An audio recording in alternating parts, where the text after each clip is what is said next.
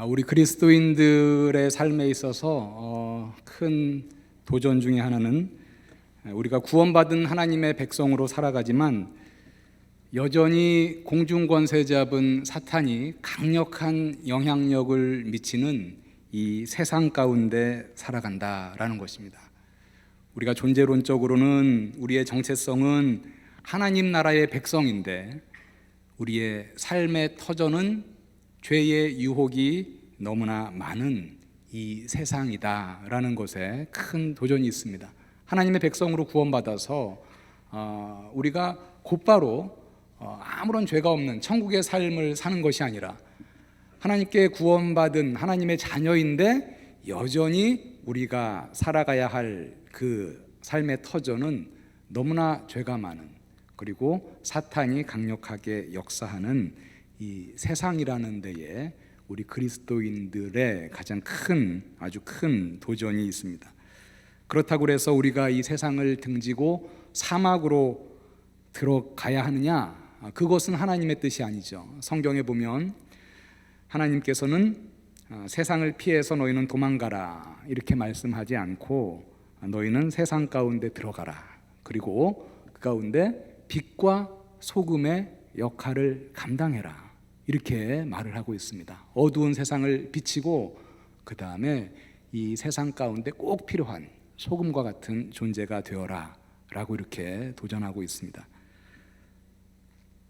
그런데 문제는 성도들이 이 세상 가운데 살다가 세상을 변화시키는 게 아니라 오히려 세상에게 변화를 받게 되는, 다시 말하면 세상에 매몰되어 가는 삶을 산다는 데에 문제가 있습니다.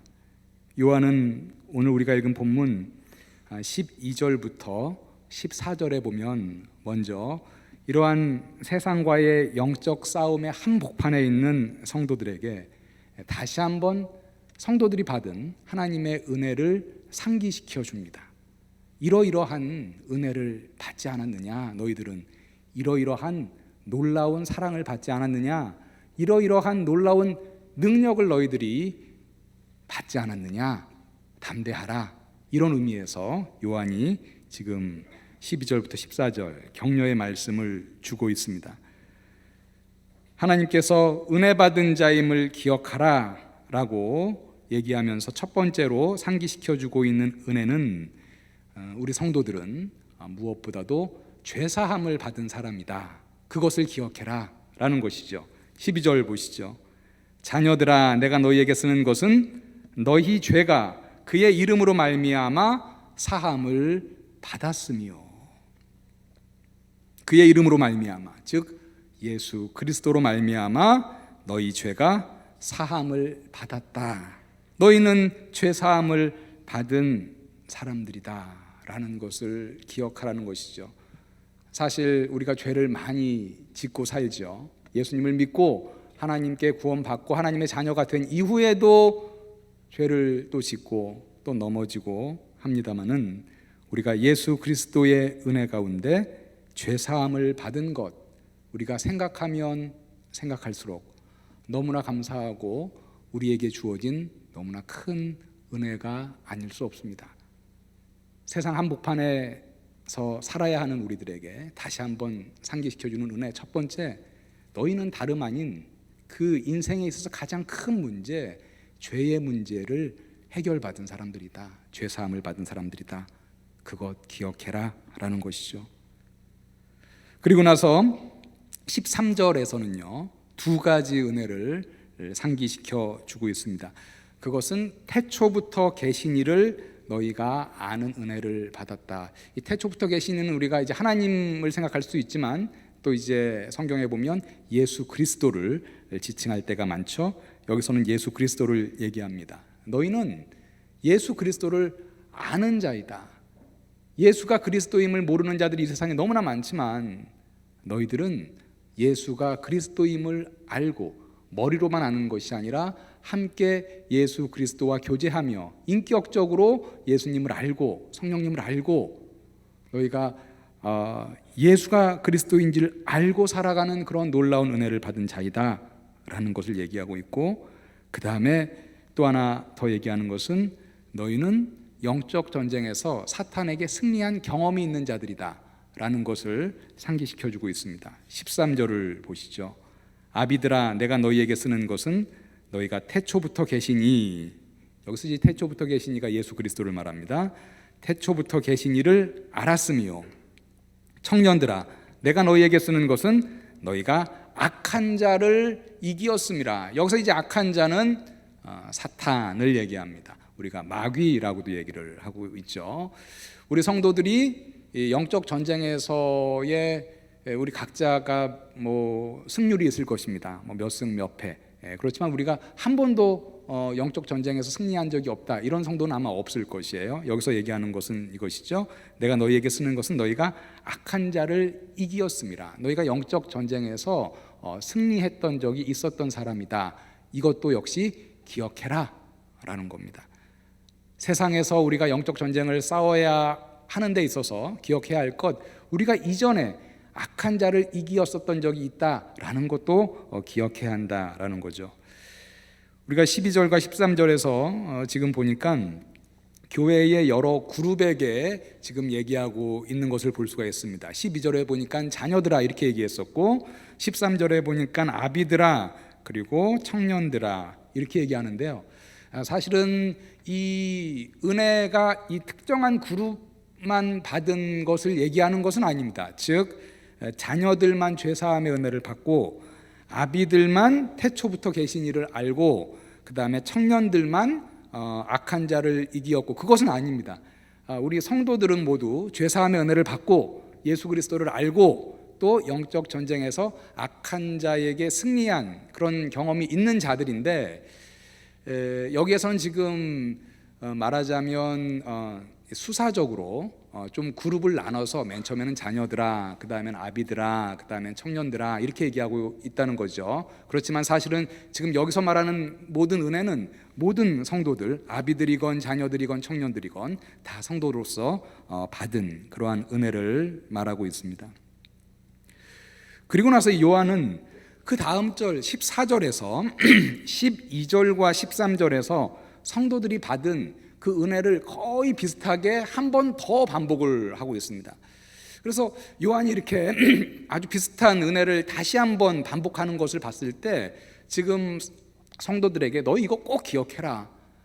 이 세상의 한복판에서 어차피 너희들 세상에서 도망가서 살 수 없고 이 세상에서 살아가야 하는데, 영적 전쟁을 치르면서 살아가야 하는데 이것 반드시 기억해라. 그런 의미에서 지금 다시 한번 14절에서 말을 하고 있습니다. 아이들아 내가 너희에게 쓴 것은 너희가 아버지를 알았으며, 여기서 성부 하나님 아버지를 얘기합니다. 아비들아 내가 너희에게 쓴 것은 너희가 태초부터 계신 이를 알았으며 성자 예수 그리스도를 너희가 알고 있지 않느냐. 청년들아 내가 너희에게 쓴 것은 너희가 강하고 하나님의 말씀이 너희 안에 거하시며 흉악한 자를 이기었음이라.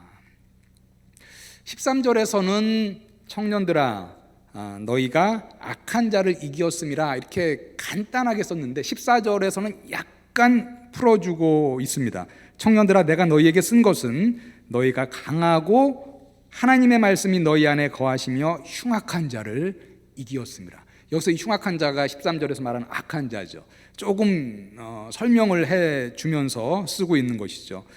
흉악한 자를 이기었는데 어떻게 이기었느냐, 그 비결에 대해서 말을 하고 있습니다. 너희가 강하고, 그 다음에 보면 하나님의 말씀이 너희 안에 거하시며 흉악한 자를 이기었다, 이렇게 말을 하고 있습니다. 성도가 사탄에게 이길 수 있는 비결이 무엇이냐 이렇게 질문한다면 오늘 말씀에서 아주 중요한 비결을 말해주고 있는 것이죠. 그것은 바로 무엇이냐? 하나님의 말씀이 너희 안에 거할 때 너희가 흉악한 자를 이긴다라는 것입니다. 하나님의 말씀이 우리 안에 충만하게 거하고 있을 때, 우리가 하나님의 말씀으로 충만할 때 사탄의 여러 가지 유혹, 시험에 맞서서 우리가 승리할 수 있다라는 비결을 우리가 볼 수 있습니다. 사실 예수님도 사탄에게 시험을 받으셨죠. 그런데 예수님도 그 사탄의 시험을 어떻게 이겼을까? 뭐 강한 의지로 이기셨을까? 도대체 예수님께서는 어떻게 사탄의 시험을 이기셨을까? 우리가 성경 말씀을 보니까요, 지금 요한이 말해주고 있는 것처럼 동일한 방법으로 예수님께서도 사탄의 시험에 승리하셨습니다. 예수님이 사탄에게 이제 세 가지 시험을 받으셨잖아요.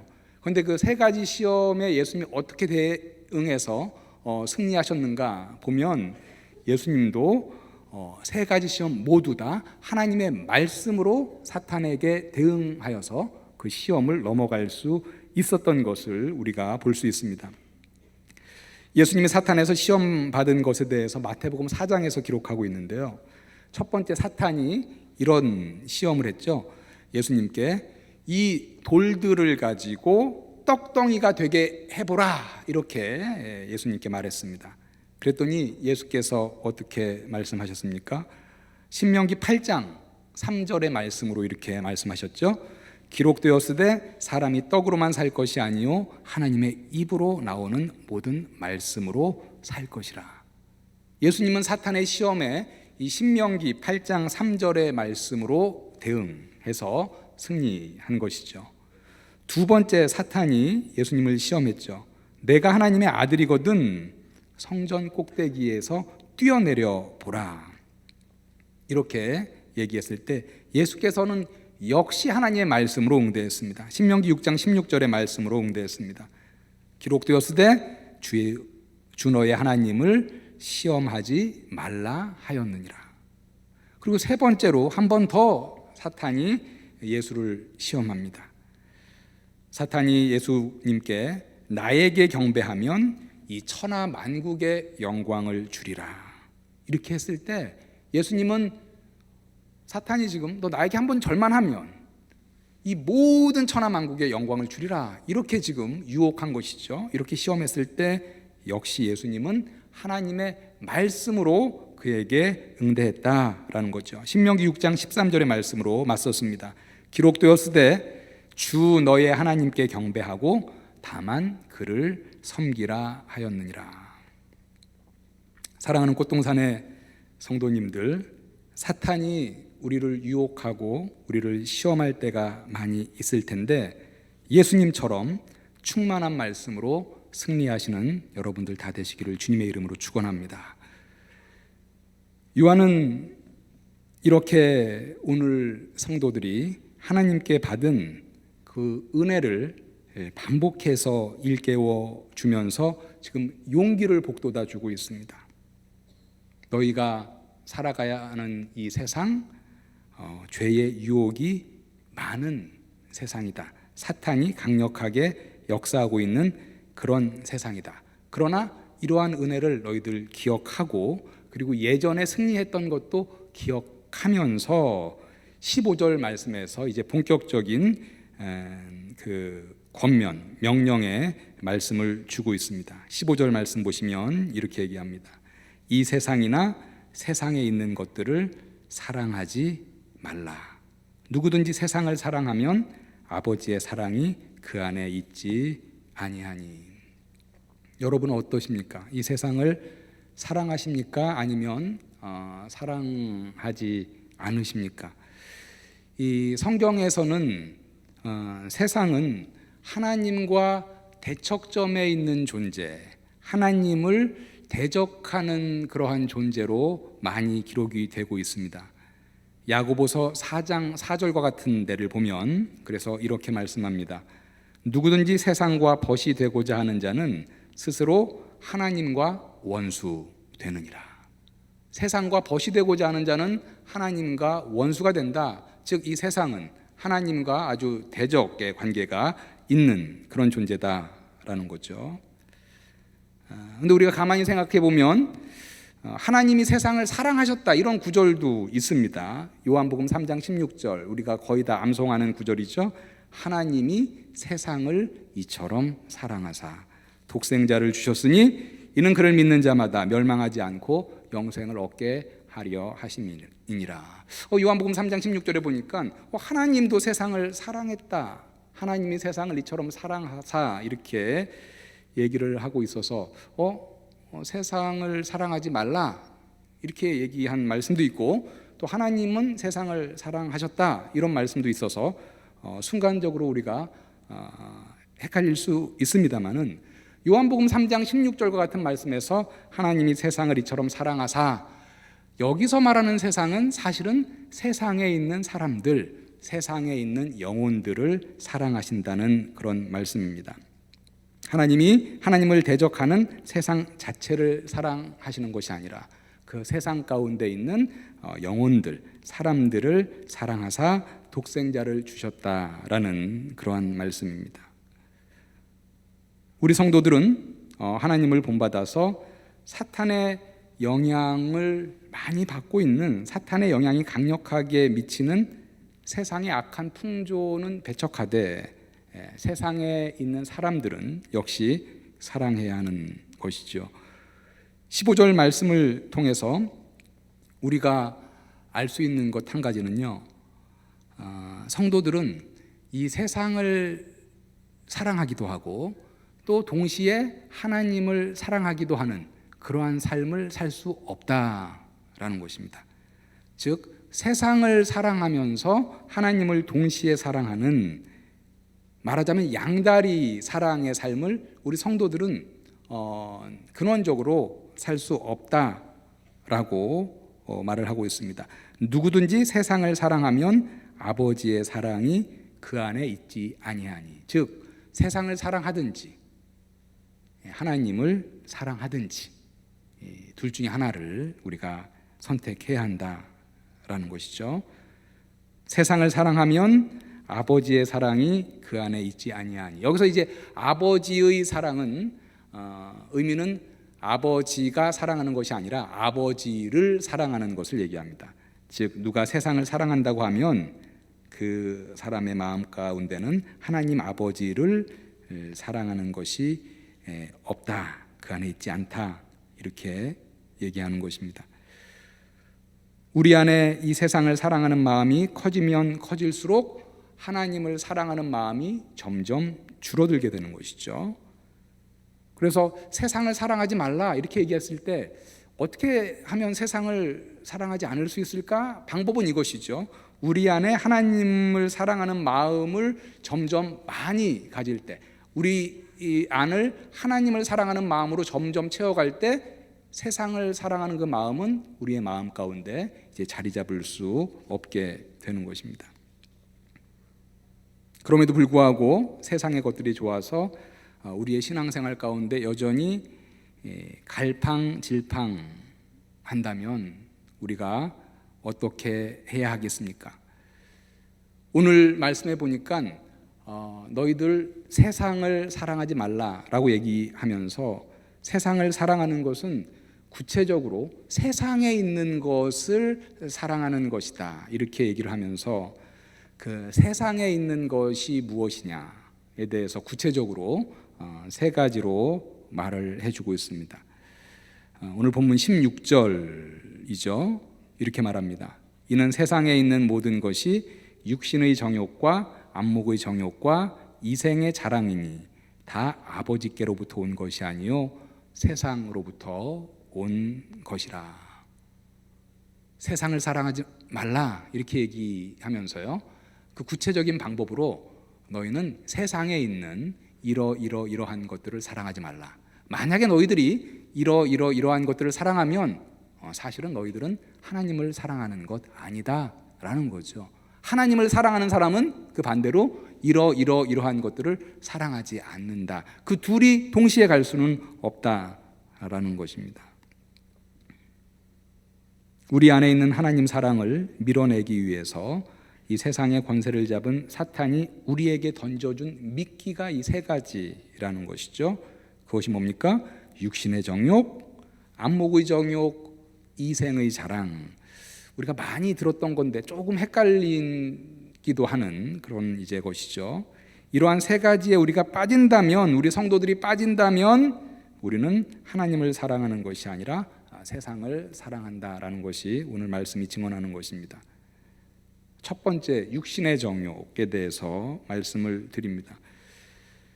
여기서 말하는 육신의 정욕은 온갖 허락되지 않은 육체의 쾌락을 추구하는 욕망이다, 이렇게 말씀을 드리겠습니다. 육신의 정욕, 하나님이 허락하시지 않은 육체의 쾌락을 추구하는 그러한 욕망, 허락되지 않은 성적인 욕망, 절제되지 않은 식욕, 그리고 술 취함, 그리고 마약, 이런 걸 통해서 나의 육신의 쾌락을 쫓는 것, 이러한 것이 육신의 정욕이다라는 것입니다.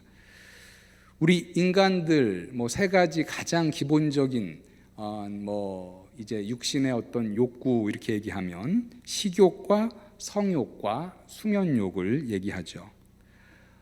이러한 식욕과 성욕과 수면욕 자체가 죄냐, 그러면 이렇게 우리가 질문을 할 때 이러한 식욕과 성욕과 수면욕 자체는 죄가 아닙니다.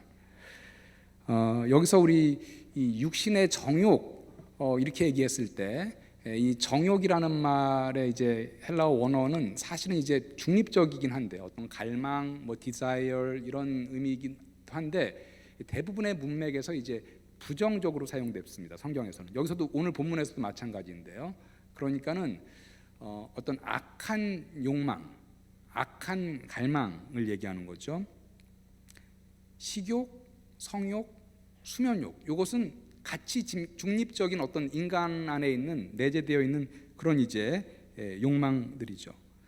그런데 만약에 육신을 즐겁게 하기 위해서 정상적인 욕망이 아니라 우리의 욕망이 악하게 변질되는 경우, 그것은 이제 오늘 말씀에 비춰본다면 그것이 이제 육신의 정욕인 것이죠.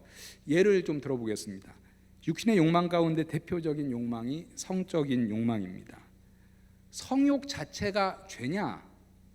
죄가 아니다라는 것이죠. 모든 인간들의 대부분에게 있어서는 보편적으로 성욕이 있다라는 것이에요. 그래서 우리가 하나님의 뜻 안에서 성적인 기쁨을 누릴 수 있습니다. 잠언 5장 18절과 19절에서는 부부간의 성적인 기쁨을 누리는 것에 대해서 이렇게 말씀을 합니다. 내 샘으로 복되게 하라. 내가 젊어서 취한 아내를 즐거워하라. 그는 사랑스러운 암사슴 같고 아름다운 암노루 같으니 너는 그의 품을 항상 족하게 여기며 그의 사랑을 항상 연모하라. 오늘 본문에서 말하는 세상에 있는 육신의 정욕은 이러한 정상적인 성적인 기쁨을 나누는 것을 얘기하는 것이 아니라 허락되지 않은 부정적인 욕망을 말합니다. 성욕으로 말한다면 허락되지 않은 악한 성적인 욕망에 휩싸이는 것이죠. 우리가 예를 든다면 허락되지 않은 어떤 음란함에 빠진다든지, 허락되지 않은 간음의 죄로 이끌게 하는 그러한 욕망, 그런 악한 욕망을 오늘 본문에서는 육신의 정욕이다, 이렇게 얘기하고 있는 것입니다. 성욕 자체가 죄가 아니라 악한 성욕이 죄다라는 것이죠. 이러한 악한 성욕에 넘어가지 않기 위해서 고린도전서 7장 2절 같은 데서는 이러한 조언도 성경에서 주고 있습니다. 음행을 피하기 위하여 남자마다 자기 아내를 두고 여자마다 자기 남편을 두라, 이런 조언도 성경에서 주고 있습니다. 하나님께 사랑을 받지 못한 많은 사람들, 하나님의 사랑을 알지 못하는 이 세상의 많은 사람들은 그들의 공허함을 달래기 위해서 육신의 쾌락을 쫓기도 합니다. 술과 성적인 타락으로 그 공허함을 달래려고 합니다. 그런데 그러한 육신의 정욕, 악한 욕망이 결코 인생의 공허함을 채워주지 못합니다. 순간적인 것들이죠. 그러한 것들이 결코 그들의 공허함을 채워주지 못합니다. 그런데 하나님의 사랑을 알지 못하는 사람들뿐만 아니라 사탄은 하나님의 사랑을 알고 체험한 사람들도 이러한 육신의 욕망을 통해서 넘어뜨리려고 하고 있습니다. 그런데 그렇기 때문에 우리도 여기에서 자유롭지 못하다라는 것이죠. 우리가 하나님의 사랑을 알지만 여전히 이런 육신의 정욕에, 미혹에 우리가 노출되어 있다라는 거죠.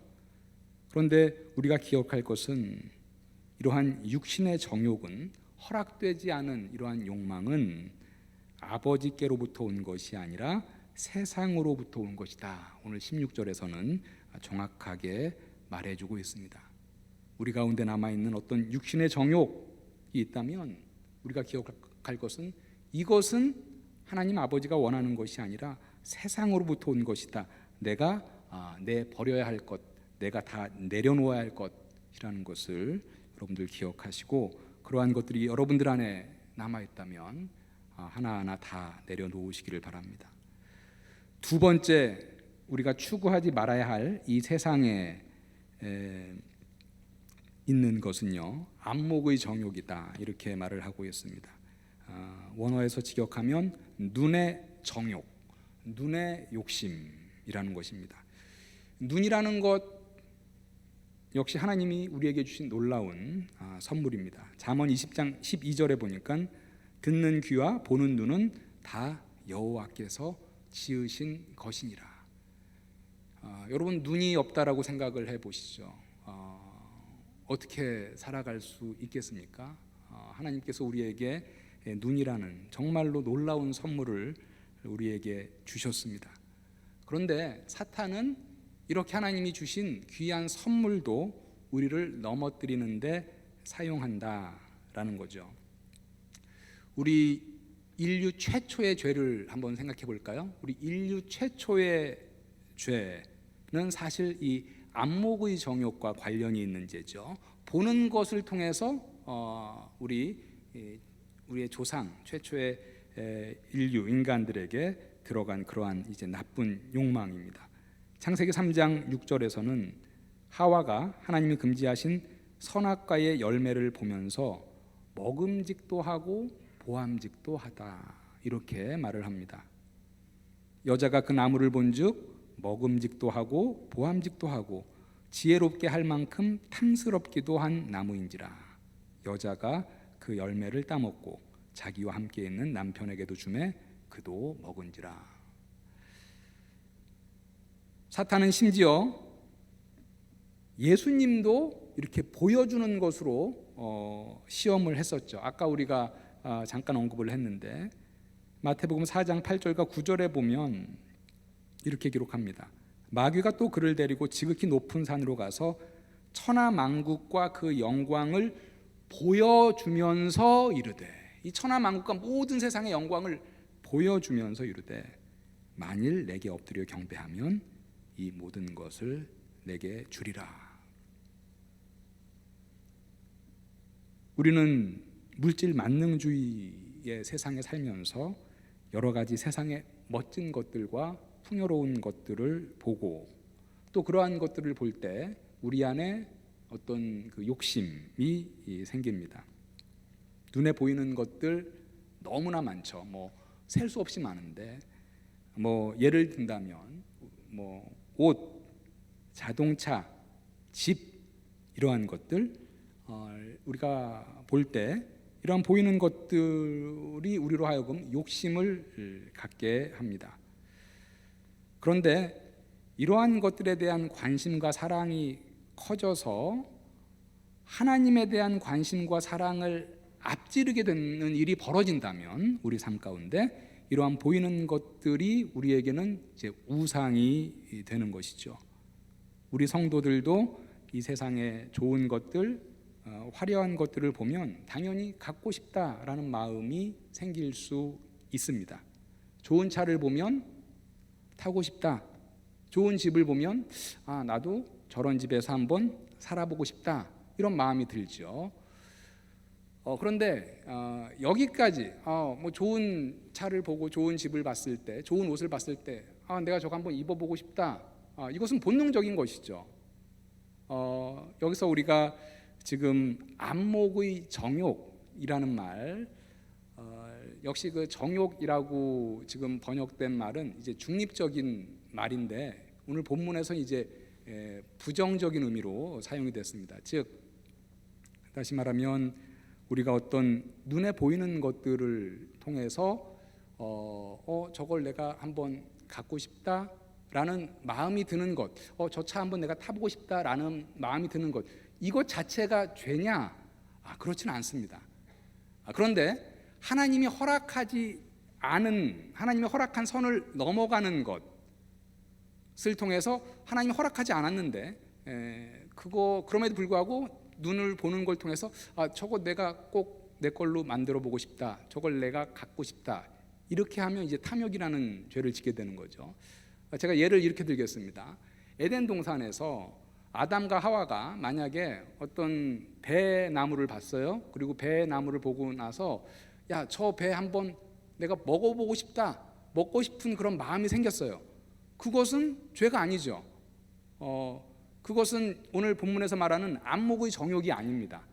딱 봤는데 뭐를 하고 싶다라는 어떤 마음이 생긴 것, 그거 자체는 죄가 아닌데, 지금 안목의 정욕이 뭐냐? 딱 봤는데 하나님이 허락하지 않은 것, 그 선을 넘어가는 것에 대해서 그래, 그럼에도 불구하고 내가 저것을 내 것으로 따서 먹고 싶다. 창세기에서는 그것이 이제 선악과죠. 하나님께서 말씀하신 것, 많은 이 과실을 너에게 주지만, 먹을 수 있지만 이것은 먹지 말라. 그 허락의 선을 넘어간 거죠. 우리가 우리 삶에서 적용해 본다면, 우리가 이 세상에 있는 많은 물질적인 것들, 아까 좀 전에 제가 옷과 차와 집을 얘기했지만, 이제 그런 것을 우리가 보면서 타보고 싶다, 저런 집에서 한번 살아보고 싶다, 이거 자체는 죄라고 말할 수 없겠죠. 그리고 우리 성도들도 좋은 차를 탈 수도 있고 좋은 집에 살 수도 있겠죠. 그런데 하나님이 금지하신 선을 넘어가면서까지 욕심을 내는 것, 그것은 무엇이냐? 성경에서 여러 군데에서 얘기하고 있는데, 하나님보다 그것에 더 관심을 갖는 것, 하나님보다 그것을 더 사랑하는 것, 하나님보다 그것이 나의 삶에 더 중요한 목표가 되는 것. 이 선을 넘어가게 된다면 그것은 오늘 말씀에서 얘기하는 안목의 정욕이다라는 것입니다.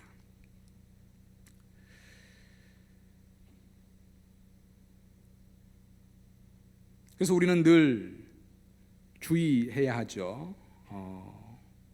다 썩어질 것들, 이 세상에 어떤 보이는 것들, 물질적인 것들, 내가 나도 모르게 하나님보다 그러한 것들에 더 많은 관심과 사랑을 지금 갖고 사는 것은 아닌지 우리를 점검해 볼 필요가 있습니다. 내 삶의 기쁨과 만족이 어느새 내가 하나님과 동행하고 하나님과 교제하고 이런 데 있는 것이 아니라, 내가 몇 평의 아파트로 더 옮겨가고, 내가 이 차보다 더 좋은 차를 사고, 내가 정말 갖고 싶었던 좋은 옷을 입는 것, 이런 것이 나에게 더 큰 기쁨을 준다면 그것은 좋지 않은 사인이죠. 내가 이 세상에 눈에 보이는 좋은 것들을 소유하기 위해서 열심히 시간을 들이는 것, 노력하는 것, 일하는 것, 이것은 내가 정말 힘을 다 쏟는데 내가 하나님께 헌신하는 시간은 그것 때문에 점점 줄어든다면 이것도 역시 좋은 사인이 아니죠.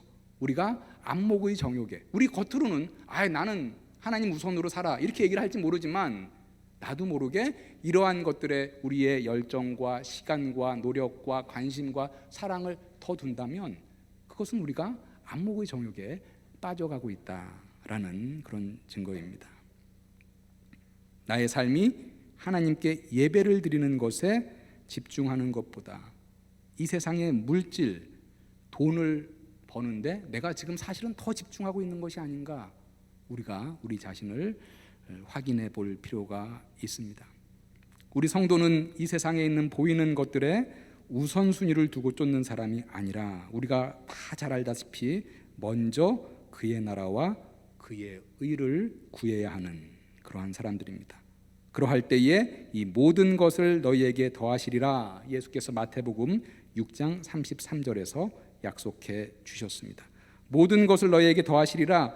여기서 모든 것이라는 것은 우리가 세상에 살아갈 때 필요한 것들이겠죠. 조금 전에 예를 든 것으로 한다면 옷, 차, 집 이런 것이 되겠죠.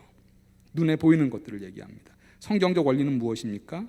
우리가 이런 눈에 보이는 물질에 대한 정욕, 탐욕에 사로잡혀서 그것을 우선적으로 추구하면서 살아가는 것이 아니라 우리는 먼저 그의 나라와 그의 의를 구하는 것이고 그러할 때에 하나님께서 필요한 것을 채워주신다라는 믿음으로 사는 삶을 얘기합니다. 이 세상의 것으로 본문에서 말한 세 번째 것은 이생의 자랑입니다. 이생의 자랑, 원어에서 직역하면 삶의 자랑입니다. 내가 성취한 것에 대한 자랑, 내가 갖고 있는 것에 대한 자랑, 내 삶을 바라볼 때 내가 자랑하고 싶은 것들에 대한 자랑이죠. 재산에 대한 자랑, 학력에 대한 자랑, 자신의 사회적 지위에 대한 자랑, 나의 인기에 대한 자랑, 이런 거 다 이생의 자랑에 속합니다. 우리나라는 오랫동안 유교권의 영향을 많이 받았죠. 조선시대 500년 유교. 그래서 유교적인 어떤 그런 뿌리가 여전히 우리 삶 가운데 많이 깊이 박혀 있습니다. 그래서 입신양명, 자신을 세워서 이름을 떨치는 것, 사회적으로 출세해서 자신의 이름을 드높이는 것, 인생에 있어서 중요한 가치로 보아왔습니다. 우리 사회에서는. 그렇지만 성경은 우리에게 분명히 말해주고 있죠. 우리 삶의 목적은 자신의 재산, 학력, 업적, 지위를 자랑하여 자신에게 영광을 돌리는 것이 아니라 우리 삶의 목적은 하나님께 영광을 돌리는 것이다. 성경에서는 거듭거듭 말을 하고 있습니다. 바울은 갈라디아서 6장 14절에서 우리가 굳이 자랑한다면 우리가 자랑할 것은 무엇이냐? 내가 아니라 그리스도의 십자가다 라고 말합니다. 그러나 내게는 우리 주 예수 그리스도의 십자가 외에 결코 자랑할 것이 없으니. 우리가 쫓지 말아야 할 것, 우리가 만약에 이러한 것들을 지금 쫓고 있다면, 육신의 정욕으로부터 우리가 자유롭지 못하다면, 안목의 정욕으로부터 우리가 자유롭지 못하다면, 이생의 자랑으로부터 우리가 자유롭지 못하다면 우리는 이런 것을 하나하나 다 쳐내야지. 오늘 말씀에서 말하는 것이 무엇입니까?